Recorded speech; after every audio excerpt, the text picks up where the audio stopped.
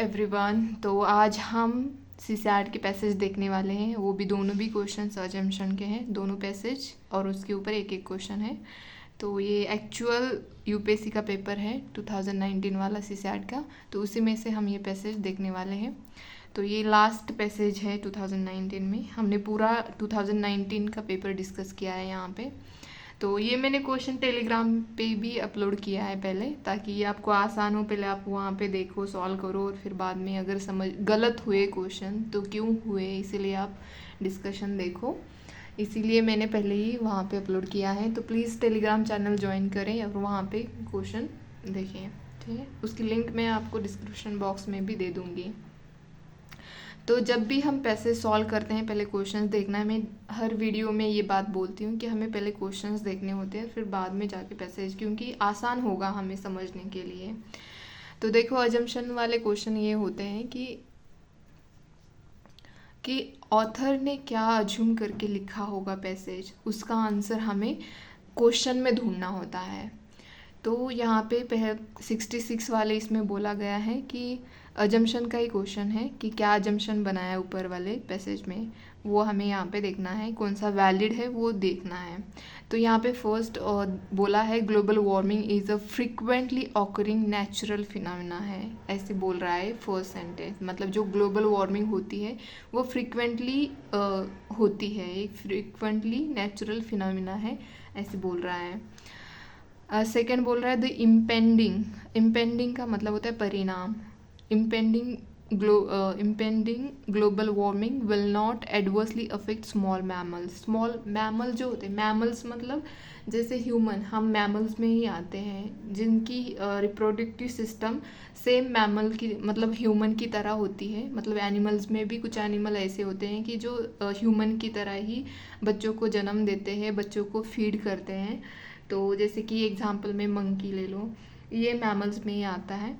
तो सेम ऐसे एनिमल्स को मैमल बोला जाता है। जो स्मॉल मैमल्स होते हैं तो उनके ऊपर ज़्यादा इसका असर नहीं दिखाई देगा, ऐसे बोल रहा है यहाँ पे। मतलब उनके ऊपर परिणाम नहीं दिखाई देगा, ऐसे बोल रहा है यहाँ पे सेकंड स्टेटमेंट में।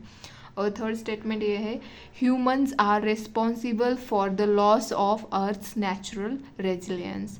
मतलब यहाँ पे ये बोला है कि ह्यूमन जो है वो रिस्पॉन्सिबल है, जो भी अभी अर्थ का नेचुरल रेजिलियंस लॉस्ट हो रहा है ना, उसका मेन मतलब ह्यूमन ही रिस्पॉन्सिबल है, यहाँ पे थर्ड स्टेटमेंट में बोल रहे हैं।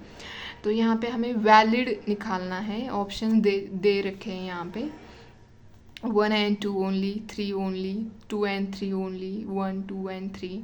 तो इसमें से कौन सा वैलिड है ऊपर में के स्टेटमेंट से, वो आंसर निकालना है हमें यहाँ पे। तो पहले पैसेज पढ़ेंगे। देखो पैसेज तो सिंपल ही है यहाँ पे। Research team examine a long term ओल रूस्ट, मतलब जो जहाँ पे उल्लू रहते हैं उनका जो ठिकाना होता है उसको रूस्ट बोला जाता है। तो उसकी बात की जा रही है फर्स्ट सेंटेंस में डिवाइड करें ताकि आपको पैसेज समझ में आए। ओल स्प्रे ऑन स्मॉल मैमल्स, जो उल्लू होते हैं वो स्मॉल मैमल्स को खाते हैं, and the excrete remains of those meals that accumulate over the time provide us an insight into the composition and structure of small mammals over the past millennium। मतलब जब भी कुछ सालों पहले, मतलब सालों पहले, मिलेनियम में बात कर रहे हैं यहाँ पे।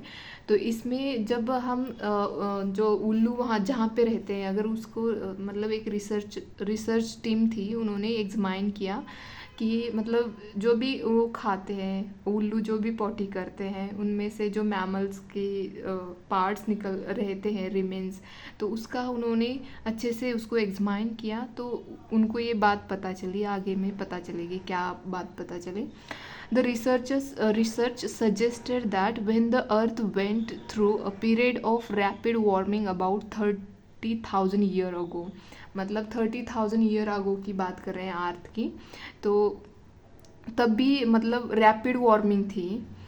तो फिर वो आगे बताएंगे the small mammal community was stable and resilient. फिर भी वो जो स्मॉल मैमल्स की कम्युनिटी जो हो थी वो स्टेबल थी और रेजिलियंट थी, मतलब खुद को प्रोटेक्ट कर सकती थी, ऐसे ही हालत थी। मतलब उस टाइम पे भी, मतलब 30,000 ईयर अगो उस टाइम पे भी वार्मिंग थी, मतलब वार्मिंग हो रही थी रैपिडली, फिर भी जो स्मॉल मैमल्स होते थे वो स्टेबल रहते थे, वो खुद को उस एनवायरनमेंट में अडॉप्ट कर सकते थे। रेजिलेंट का मतलब ही यही होता है कि सस्टेन होना, अडॉप्ट करना, ये सब।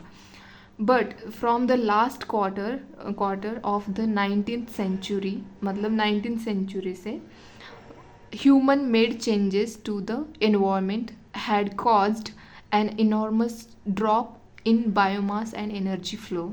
मतलब 19th सेंचुरी से अगर देखा जाए तो ह्यूमन ने जो चेंजेस किए हैं एनवायरनमेंट में, तो उसका कॉज क्या हो रहा है, उसकी वजह से जो हमारा बायोमास होता है, जो एनर्जी फ्लो होता है, उसमें हमें ड्रॉप मतलब डिक्रीज दिखाई देता है, मतलब वो कम होते जा रहे हैं, बायोमास जो है हमारा वो कम होते जा रहा है।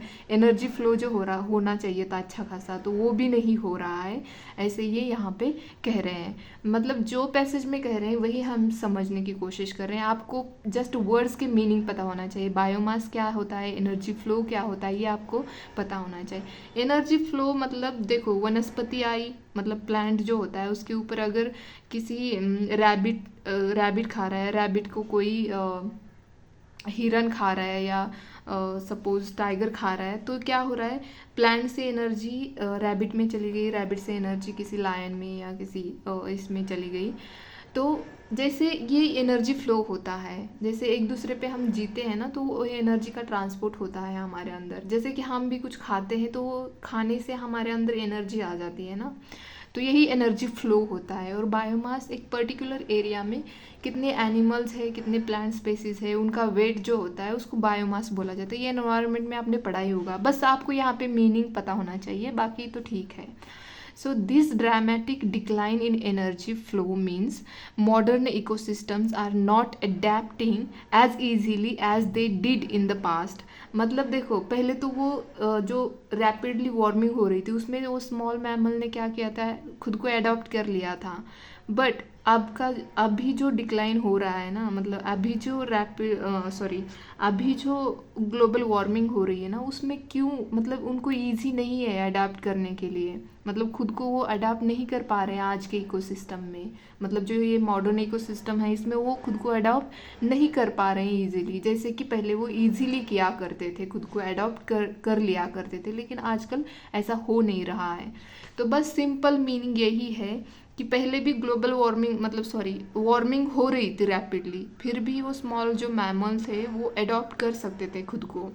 लेकिन आज के टाइम पे वही मैमल है बट वो खुद को ईजिली अडॉप्ट नहीं कर पा रहे हैं, क्योंकि हमने मतलब ह्यूमन ने कुछ एनवायरनमेंट में ऐसे चेंजेस किए हैं। इस वजह से जो हमारा बायोमास है, जो एनर्जी फ्लो होना चाहिए था, वो ठीक से ढंग से नहीं हो रहा है, उसमें डिक्रीज हमें दिखाई दे रहा है, मतलब ड्रॉप दिखाई दे रहा है। तो बस यही कह रहे हैं। तो अजम्पशन मतलब क्या इन्होंने सोच के ये आर्टिकल लिखा होगा या पैसेज लिखा होगा, जिसने भी लिखा है, जो भी ऑथर है इसका, क्या उन्होंने अज्यूम करके ये लिखा है। तो बस इन्होंने यही अज्यूम करके लिखा है। देखो, global warming is a frequently occurring natural phenomena, ये बात नहीं कह रहे, हाँ हो रही है फ्रिक्वेंटली, बट ये बात इनको सजेस्ट, मतलब इन्होंने ये ग्रहित नहीं पकड़ के ये लिखा नहीं है कि ग्लोबल वार्मिंग की वजह से ये नेचुरल फिनोमिना है और बार बार होता रहता है, ऐसे बिल्कुल ये बताने की कोशिश नहीं कर रही। इनका कोशिश ये है बताने की पहले भी वार्मिंग हुआ करती थी, तो उसमें जो मैमल हुआ करते थे वो अडॉप्ट ईजिली करते थे, लेकिन आज की जो वार्मिंग है, आज भी मॉडर्न इकोसिस्टम में वो ईजिली खुद को अडॉप्ट नहीं कर पा रहे हैं मैमल्स, इसकी बात कर रहे हैं। तो इसका रीज़न क्या है, तो ये रीज़न पकड़ के ही ऑथर ने लिखा है ये। तो देखो, फर्स्ट तो हमारी नहीं है बिल्कुल भी। दूसरी है statement, impending global warming will not adversely affect small mammal. अरे वो एडवर्सली अफेक्ट हो रहे हैं तभी तो ईजिली अडॉप्ट नहीं कर पा रहे हैं, यही तो बोल रहे हैं लास्ट में। तो ऐसे कैसे होगा, ये तो बिल्कुल गलत है स्टेटमेंट। ये एडवर्सली विल नॉट करेगी बोल रहा है, विल नॉट हो रही है ना, इजीली अडॉप्ट नहीं हो पा रहा है, मतलब अफेक्शन हो रहा है उनके ऊपर, अफेक्ट हो रहे हैं वो, तो इसीलिए तो वो खुद को इजीली आज के मॉडर्न इकोसिस्टम में वो खुद को अडॉप्ट नहीं कर पा रहे हैं जैसे कि पास्ट में किया करते थे, ऐसे यहाँ पे मेंशन किया है लास्ट स्टेटमेंट में। तो ये हमें अटेंटिव रहना है जब भी आप पैसेज पढ़ते हो। क्वेश्चन पढ़ो, पहले क्वेश्चन पढ़ो, फिर बाद में पैसेज को समझो। यही तो पैसेज का मूल मंत्र है कि आपको पैसेज समझ में आना चाहिए। ठीक है, तो ये नहीं है, हमारा आंसर यही है, वैलिड एजम्पशन यही है। Humans are responsible for the loss of the earth's natural resilience, मतलब नेचुरली जो अडॉप्ट कर सकते थे वो कर नहीं पा रहे हैं, इसकी वजह यही है, ह्यूमंस रिस्पॉन्सिबल है। ह्यूमन ने ऐसे कुछ चेंजेस लाए 19th सेंचुरी के बाद। मैं अपना जनरल मतलब जीएस का नॉलेज नहीं दे रही हूँ यहाँ पे, इन्होंने पर्टिकुलर बात बोली है, वही बात मैं आपको बता रही हूँ कि इन्होंने बोला है कि 19th सेंचुरी के बाद, last quarter of the 19th century human made changes to the environment, मतलब ह्यूमन ने ऐसे कुछ चेंजेस किए 19th सेंचुरी के बाद। तो इसी वजह से जो नेचुरल रेजिलियंस होना चाहिए था अर्थ का, वो हो नहीं पा रहा है। तो ये वैलिड अजम्पशन है। तो हमारा आंसर क्या आएगा, एक ही, मतलब थर्ड जो है वही करेक्ट है। तो हमारा आंसर डायरेक्टली बी आंसर आएगा, थर्ड ओनली स्टेटमेंट। ठीक है, तो ये हमारा आज का पैसेज था फोर्थ। अब 5 देखेंगे हम। अगर किसी को कुछ भी समझ में नहीं आता है तो please ask me in the comment box. Okay, तो चलो देखते हैं क्वेश्चन क्या है। पहले क्वेश्चन देखेंगे। तो क्वेश्चन इतना भी टफ नहीं है, ये पैसेज इजी है। On the basis of the above passage the following assumption have been made. तो फर्स्ट स्टेटमेंट है, human have been the main reason for the large scale extinction of plant species. यहाँ पे ये बोल रहा है कि ह्यूमन ही रीज़न रहे हैं जो लार्ज स्केल पे एक्सटेंशन हो रहा है ना प्लांट स्पेसीज का, तो इसीलिए ह्यूमन ही उसके रीज़न है बोल रहे हैं यहाँ पे। और सेकंड जो स्टेटमेंट है, consumption of food mainly from locally cultivated crops ensures crop diversity. जो हम लोकली कल्टिवेटेड क्रॉप होता है उसको कंज्यूम करते हैं, तो वही क्या करता है, वही क्रॉप डाइवर्सिटी को एंश्योर करता है। मतलब कि हाँ, यही क्रॉप डाइवर्सिटी है, इसी को लोग ज़्यादा से ज़्यादा खाते हैं, ये सेकंड बोल रहा है। और थर्ड है, the present style of production and distribution of food will finally lead to the problem of food scarcity in the near future. ये नियर फ्यूचर की बात कर रहा है, फूड स्केर्सिटी की। क्यों, जो हमारी आज की जो स्टाइल है प्रोडक्शन की और डिस्ट्रीब्यूशन की, फूड प्रोड्यूस करते हैं ना, उसकी बोल रहा है, उसकी स्टाइल की बात कर रहा है ये। तो इस वजह से क्या होगा, फ्यूचर में होगा फाइनली फूड स्केर्सिटी होगी, ऐसे बोल रहा है ये। और जो फोर्थ है हमारी, our food security may depend on our ability to preserve the locally cultivated varieties of crops. हाँ, ये तो ज़रूर है, मतलब आवर जो फूड सिक्योरिटी, मतलब हमारी जो फूड सिक्योरिटी है वो किस पे डिपेंड है, जो हम मतलब जो लोकली कल्टिवेटेड करते हैं ना वैरायटीज़, उसको अगर प्रिजर्व करेंगे तो हमारी मतलब सिक्योरिटी होगी, फूड सिक्योरिटी रहेगी और उसके ऊपर हम डिपेंड हो सकते हैं, ऐसे ये बोल रहा है लास्ट वाला। 4 दिए हैं, तो उसमें से अजम्पशन कौन सा वैलिड है वो बताना है, और उसके ऑप्शंस भी दे रखे हैं नीचे, 1 and 3, 2 and 4, 2 and 3 and 1 and 4। ठीक है, तो पैसेज देखते हैं, पैसेज पढ़ेंगे तो हमको पता चलेगा कि क्या कह रहे हैं क्वेश्चन में। Food varieties extinction is happening all over the world. पूरे वर्ल्ड में हो रहा है ये बोल रहे हैं, and it is happening fast, और ये भी फास्ट हो रही हैं फूड वैराइटीज जो है उनका एक्सटिंक्शन बहुत फास्ट हो रहा है, ये बोल रहे हैं यहाँ पे। ये फर्स्ट स्टेटमेंट यहाँ पे, for example of the 70,000 apple varieties that were grown during the 19th century. 19th century में 7,000 एप्पल वैराइटीज़ थी और वो भी उगाई जाती थी 19th सेंचुरी में। फीवर दैन 100 रिमेन्स, आपके टाइम पे वो 100 में ही है, बची है। In the Philippines thousands of varieties of rice once thrived, मतलब थाउजेंड्स वैरायटी थी राइस की फिलीपाइंस में। Now only up to 100 are grown there, मतलब जस्ट अभी 100 ही उगाई जाती है, ये बोल रहे हैं। In China, 90% of the wheat varieties cultivated just a century ago have disappeared. मतलब 90% जो वैरायटी चाइना में उगाई जाती थी वीट की, वो जस्ट अभी सेंचुरी अगो डिसअपियर्ड हो गई। तो farmers in the past painstakingly bred and developed crops well suited to the peculiarities of their local climate and environment। अभी फार्मर क्या कर रहे हैं जो आज के टाइम पे जो आप उनके लैंड के लिए सुटेबल है लोकल वैरायटीज, वही वो उगाना शुरू कर दिया है उन्होंने। In the recent past our heavy dependence on a few high yielding varieties, मतलब आज के अगर कुछ दिनों मतलब हमारे रिसेंट पास्ट में भी देखा जाए तो हम किस पे डिपेंड कर रहे हैं हेवीली, जो वैरायटी हमें हाई यील्डिंग देती है, मतलब जिससे हमें प्रोडक्शन ज़्यादा मिलता है, वही वैरायटी हम उगाते हैं। And technology driven production and distribution of food is causing the dwindling of diversity in food crops. तो यही वजह है कि जो वैरायटी हमें अच्छा खासा प्रोडक्शन देती है, जिसको टेक्नोलॉजी से हम ईजीली उसका प्रोडक्शन कर सकते हैं और डिस्ट्रीब्यूशन कर सकते हैं, तो वही हम क्रॉप्स उगाते हैं।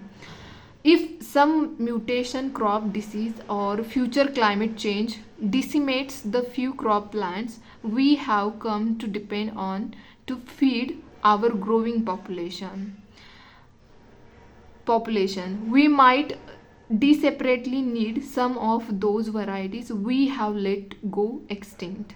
मतलब हमें जो वैरायटीज़ एक्सटिंक्ट हो रही है उनको प्रिजर्व करने की ज़रूरत है। क्या पता जो हमने हम ऐसे बोलते हैं ना कि दो प्लांट को म्यूट किया और उससे नई वैरायटी बना ली, ऐसे करते हैं ना। जैसे अभी स्वामीनाथन जो थे न्यूज़ में थे, उन्होंने क्या किया, ऐसे ही एक मेक्सिकोन और जापानीज़ की एक वैरायटी वीट की वैरायटीज़ ले ली, दोनों जापान की और मेक्सिको की, और उसको मिक्स करके हमारी इंडियन वैरायटी उन्होंने बना दी। और इसी से हाँ उसका क्या हो रहा है, प्रोडक्शन ज़्यादा हो रहा है, इसलिए फूड सिक्योरिटी भी इंश्योर हो गई इंडिया में। वरना हम डिपेंडेंट थे अमेरिका से, हम गेहूं और ये सब इंपोर्ट किया करते थे।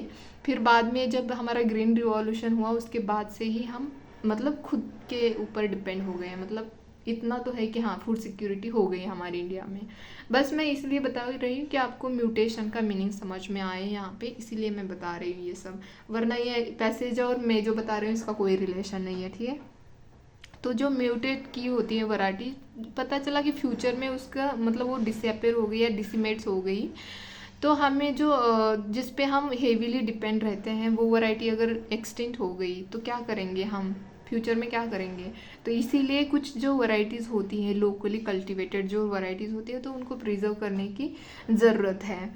तो अजम्पशन क्या है, मतलब पैसेज क्या बोल रहा है कि हाँ जो हम कर रहे हैं हाई यील्डिंग मतलब प्रोडक्शन मिल रहा है, हमारी फूड सिक्योरिटी फ़िलहाल इंश्योर है, सब कुछ है, बट फ्यूचर में भी ऐसे हो सकता है जो वैरायटी हम जिस पे डिपेंड है वो एक्सटिंक्ट हो जाए, तो क्या करेंगे। इसीलिए तो ये मतलब यहाँ पे वही अज्यूम किया है कि जो लोकल वैरायटीज़ होती है, जो लोकली कल्टिवेटेड वैरायटीज़ होती है, तो उनको प्रिजर्व करने की ज़रूरत है। तो ये अजम्पशन है मेनली इस पैसेज का। तो देखते हैं हमारे ऑप्शंस क्या हैं यहाँ पे। Human have been the main reason for large scale extinction of plant species. देखो ह्यूमन तो रीज़न नहीं है, मेन रीज़न तो ह्यूमन नहीं है, इसके मेन रीज़न बहुत सारे हैं, ह्यूमन तो नहीं हो सकते हैं। तो और इसकी बात इन्होंने पैसेज में भी बोली नहीं है कि ह्यूमन की वजह से ही एक्सटिंक्ट हो रही है स्पीसीज, नहीं, ह्यूमन की वजह से नहीं हो रही है, ठीक है। पैसेज में ऐसा कुछ भी नहीं कहा है उन्होंने, तो ये तो हमारा अजम्पशन हो ही नहीं सकता। अगर 1 को हम एलिमिनेट करेंगे तो हमारे पास बी एंड सी ऑप्शन बचता है। वेदर तो 2 तो है ही है, 3 और 4 में देखना है, लेकिन हम सारे ऑप्शन अभी जो बच गए हमारे ऑप्शन वो देखेंगे। सेकेंड ऑप्शन में ये बोला है कि consumption of food mainly from locally cultivated crop ensures crop diversity. हाँ ये मेंशन भी किया गया है पैसेज में, और ये कहना भी चाहते हैं हमारे ऑथर जिन्होंने भी ये लिखा है पैसेज, वो ये कहना चाहते हैं कि हाँ जो हमारा कंजप्शन हो रहा है food mainly local cultivated crop से, वही हमारी क्रॉप डाइवर्सिटी इंश्योर कर सकते हैं। तो ये सही है स्टेटमेंट। थर्ड देखते हैं, The present style of production and distribution of food will finally lead to the problem of food security in near future. देखो प्रेजेंट स्टाइल जो है हमारी, हम प्रोसेस्ड फूड खाते हैं और उसका ही प्रोडक्ट मतलब जो फूड प्रोड्यूस होता है, तो जो प्रोडक्शन होता है उसका हम प्रोसेस करके फिर फूड बनाते हैं और फिर खाते हैं और उसी का डिस्ट्रीब्यूशन आगे भी होता है। तो ये तो फूड स्केर्सिटी का कोई रीज़न नहीं है, ना ही ये कोई अजम्पशन है। तो मेनली इनको ये बोलना है कि जो वैरायटी है हमारी, अगर हमें फूड सिक्योरिटी करनी है, उसके ऊपर डिपेंड रहना है, तो हमें जो लोकली कल्टिवेटेड वैरायटीज़ है तो उसको प्रिजर्व करना चाहिए, ये बोला है। तो ये हमारा ऑप्शन तो नहीं है बिल्कुल भी। तो लास्ट देखते हैं, our food security may depend on our ability to preserve the locally cultivated varieties of crop. Yes, हमारी जो फूड सिक्योरिटी है वो किससे प्रिजर्व मतलब किससे इंश्योर होगी? तो अगर प्रिजर्व करते हैं लोकली कल्टिवेटेड वैरायटीज़ को, तो इससे हमारी फूड सिक्योरिटी जो है वो इंश्योर रहेगी। तो हमारा ऑप्शन 4 जो है वो करेक्ट है। सेकंड एंड 4 जो है मतलब इसका मतलब बी है, बी ऑप्शन हमारा करेक्ट है। थोड़ा सा आपको कंफ्यूज कर देगा, जो अजम्पशन वाले क्वेश्चन होते हैं वो हमें कंफ्यूज कर जाते हैं। देखो अजम्पशन के जो क्वेश्चन है ना, मैं तो सजेस्ट करूँगी आप टेस्ट सीरीज़ के बजाय आप यूपीएससी वाले क्वेश्चन सॉल्व करें, ताकि आपका लॉजिक डेवलप हो जाएगा। अगर लॉजिक एक बार डेवलप होगा ना तो आपके आंसर गलत नहीं होंगे। देखना कुछ टाइम पहले मेरी भी सिचुएशन सेम ही थी जैसे जिन लोगों के गलत होते होंगे। तो मेरे जो इनिशियल स्टेज में थी मैं, तब मेरे ऐसे ही होते थे, अजम्पशन वाले क्वेश्चन ही गलत ज़्यादा होते थे, मतलब गलत क्या होते ही थे, ज़्यादा क्या होते ही थे। तो देखो मैंने यही मेरे दोस्त ने बताया कि आप ना PYQ वाले क्वेश्चन सॉल्व करो, उसके इससे आपका लॉजिक डेवलप होगा और आपके क्वेश्चन गलत नहीं होंगे, ऐसे बोला। तो मैंने वैसे ही किया था सेम। तो आप भी प्लीज़ वैसे ही करिए ताकि आपके क्वेश्चंस गलत ना हों। देखो कभी कभी बहुत दुख लगता है कि जस्ट सीसैट की वजह से लोगों ने मेंस नहीं लिखा। तो ये बहुत दुखदायक बात होती है, क्योंकि इतना हार्ड वर्क है ना इस यूपीएससी एग्ज़ाम में। हम खुद के खाने पीने का तक सोचते नहीं है, इतना हार्ड वर्क करते रहते हैं और जस्ट कुछ मार्क्स की वजह से हम मेंस नहीं लिख पाते हैं। तो ये बहुत दुख की बात है। तो प्लीज़ प्रैक्टिस करते रहिए और प्रैक्टिस के एक दिन आप परफेक्ट हो ही जाएंगे। प्रैक्टिस ऐसी होती है ना जिसकी वजह से ह्यूमन परफेक्ट हो ही जाते हैं। तो प्रैक्टिस करते रहिए और अपने क्वेश्चन सॉल्व करते रहिए। अगर कोई भी आपको दिक्कत है तो आप मुझे कमेंट बॉक्स में बताइए, या टेलीग्राम चैनल पे वहाँ पे ग्रुप है तो वहाँ पे भी आप बता सकते हो। ठीक है, तो आज के लिए इतना ही। अगर पसंद आता है तो प्लीज़ लाइक शेयर सब्सक्राइब करें। धन्यवाद।